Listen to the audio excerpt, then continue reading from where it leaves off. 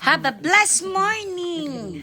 I think it's gonna rain today, but anyway, I have to cut my malunggay kasi naglining siya. So, tutubo siguro yan soon, but I have to cut it because look at that.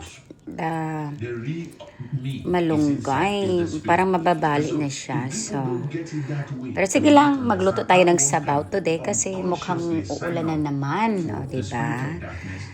So, I think we're thinking to go hiking today. So, ayan guys. Ito yung malunggay ko na tumubo.